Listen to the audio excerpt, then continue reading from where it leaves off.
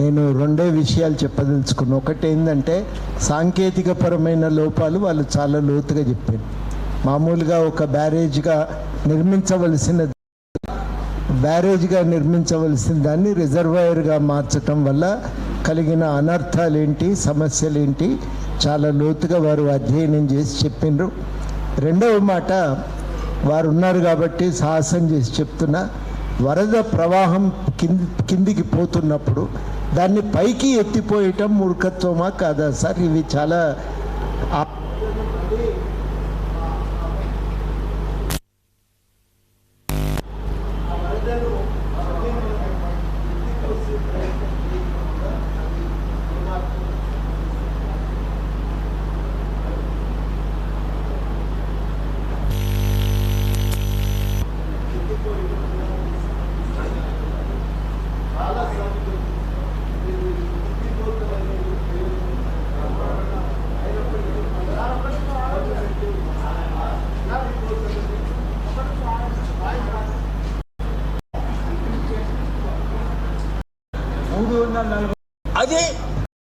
అది సాధ్యం కాదు. ఈ తిప్పిపోతలు అనేవి సాధ్యం కానప్పుడు దాని గురించి ఆలోచించటం కూడా అనవసరము అని.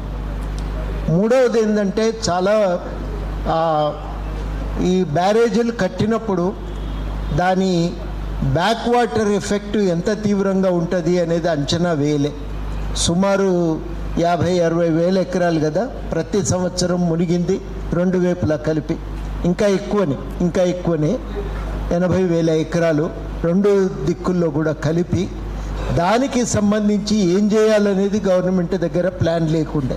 దాన్ని ఆపొచ్చా, వాటిని ముంపు ప్రాంతంగా పరిగణించి పరిహారం ఇవ్వాలా అనే విషయం పైన గవర్నమెంట్ ఒక నిర్ణయానికి రాలేకపోయింది. చాలామంది రైతులు ఒడ్డునున్నటువంటి వాళ్ళకి ఇది ఒక శాపగ్రస్తంగా మారింది. ఇప్పుడు మనం ఈ పరిణామాలన్నింటి నేపథ్యంలో ఒకటి చాలా స్పష్టము, దాన్ని పునరుద్ధరించగలవని నేనైతే అనుకోవటం లేదు.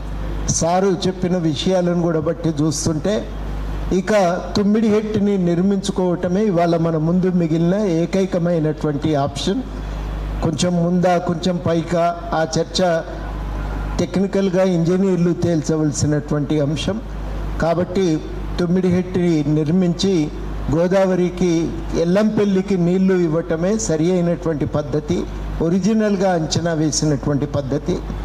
ఇప్పుడు మాత్రం ఒకటి ఖరాఖండిగా తేల్చవలసింది, 1,00,000 కోట్ల రూపాయలు వృధాగా మనం ఇవాళ ఆ పైసలన్నింటినీ కూడా వృధా చేసినాం. బూడిదల పోసిన పన్నీరైంది.